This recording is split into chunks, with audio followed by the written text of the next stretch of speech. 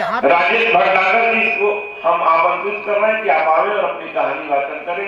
राजेश भटनागर जी जो जयपुर से आए हैं।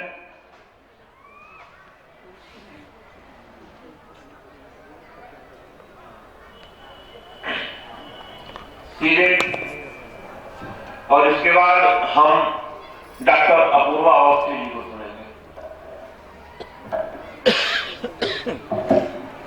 धन्यवाद अखिल जी, मुझे अवसर प्रदान करने के लिए मैं बहुत आभारी हूँ आपका और आप सभी का भी अभिनंदन करता हूँ। सीधे सीधे कहानी पढ़ता हूँ, समय की अपनी सीमाएं हैं। कहानी का शीर्षक है सच्चाई। प्रेम बाई के विश्वास का महल कैसे भरभरा कर ढह गया था।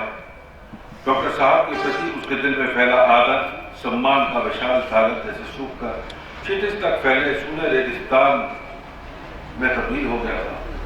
उसके चारों ओर कांटों का जंगल सा उगाया था, जिसमें उसकी आत्मा क्षत विक्षत हो लहूलुहान हो गई। उसने तो डॉक्टर साहब को सदैव देवता ही माना था, मगर मन ही मन उसे यह विचार तड़पती मछली की भांति बेचैन किए जा रहा था कि आखिर इतने पढ़े लिखे लोग भी इस तरह का व्यवहार कैसे कर सकते हैं। बड़ा समझ नहीं आएगी कहानी भरेगी, प्लीज तो समझ नहीं आएगी। नहीं मन ही मन उसे यह विचार तड़पती मछली की भांति बेचैन किए जा रहा था कि आखिर इतने पढ़े लिखे लोग भी इस तरह का व्यवहार कैसे कर सकते हैं। वह तो सदैव ही मानती आई है कि सिर्फ उन जैसे अनपढ़ लोग ही गंवार जाहिर होते हैं, लेकिन उन जैसे लोगों की वजह से ही भारत गरीब और खुशरा है। भुखमरी, बेकारी, अशिक्षा का कलंक अगर देश में है तो केवल उन जैसों के लिए। मगर आज डॉक्टर साहब का व्यवहार देखकर और बातें सुनकर उसके कान पक गए थे। उसके हाथ से पोछा छूट गया था और कान डॉक्टर साहब की बातें सुनने में लग गए थे। क्या पढ़े लिखे लोग भी इस तरह होते हैं? तो फिर उसके पड़ोसी कालू और डॉक्टर साहब में क्या फर्क है? इससे अच्छा तो उसका पति रामू ही है। अपने पति रामू का ख्याल आते ही उसके शरीर में एक ठंडी मीठी सी जुनूनी दौड़ गई। उसे पता है, हाँ, शायद एक दिन सविता मैम साहब ने ही उसे अपने बालों में मेहंदी लगवाते हुए अपनी दुख भरी कहानी सुनाई थी। बुलबुली धूप में आंगन में बैठ आंखों में आंसू लिए सविता मैम साहब ने डॉक्टर साहब के उद्गारों को एक एक कर भरे गले से उसे सुनाया था। किस तरह उस रात अचानक भूकंप में सविता मैम साहब का घर उजड़ गया था। सर्वत्र विनाश का हाहाकार मच गया था। उस हाहाकार में लोग अपनों के जीवित होने की आस और आशाओं के सहराम लिए किस तरह पागल हो उठे थे और किस तरह सविता मैम साहब के माता पिता भी भूकंप में ध्वस्त हुए उनके मकान में मृत मिले थे। सविता की जैसे सारी दुनिया ही उजड़ गई थी। आखिर भूकंप की त्रासदी ने उसकी मखमली सी जवानी को बंजर रेगिस्तान को बना डाला था। अब कौन बचा था जो उसके जीवन की बगिया में सपनों के सुंदर फूल खिला सकता था? फिर एक निजी अस्पताल में कंपाउंडर मामा का घर और अतीत में माँ को खोने की कड़वी यादों के सिवा कुछ नहीं बचा था सविता के पास। उसके सपनों का महल रेत के टीले की भांति ढह गया था और छोड़ गया था वो नुकीली कांच की तिरछें जो उसके जहन में बहुत गहरे तक समा गई थी और जिसकी चीजें उसके बर्दाश्त के बाहर थी। कैसे सोते में भूकंप के सपनों का हाहाकार देखकर वह आधी आधी रात को डरकर उठ बैठती थी और उसी सदमे में किस तरह कई दिन बुखार में पड़ी रही थी। बुखार था जो उतरने का नाम ही नहीं ले रहा था। और तब डॉक्टर साहब मामा के मुंह से सविता मैम साहब की दुख भरी कहानी, उसकी नाजुक हालत और उनका अनुपम सौंदर्य देख अपना सब कुछ भूल बैठे थे और इलाज करते करते न जाने कब वे सविता मैम साहब के प्यार में इस तरह डूबे कि सविता मैम साहब से विवाह करके ही दम लिया।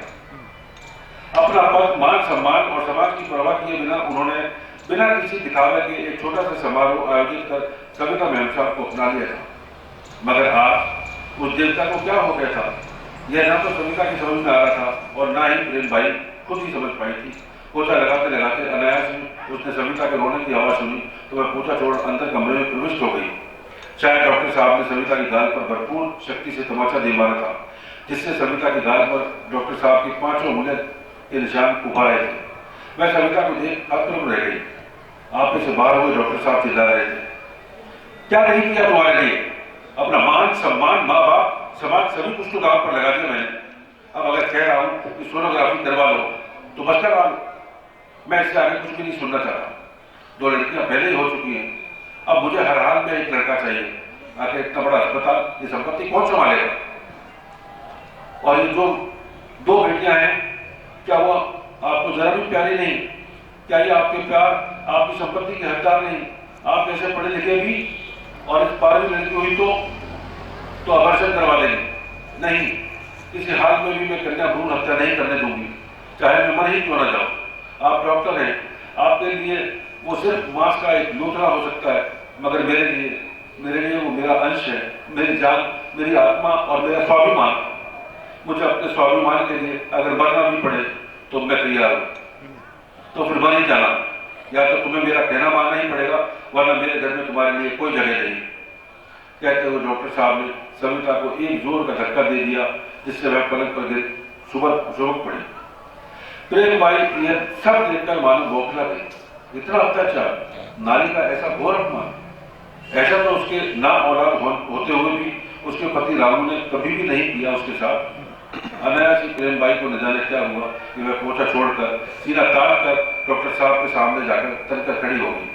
वाह डॉक्टर साहब वाह, मैं तो सोचती थी कि आप जैसा कोई महान आदमी इस दुनिया में नहीं, जिसने देवता बनकर सविता मैम साहब जैसी अनाथ को सहारा दिया, अपनी पत्नी बनाया।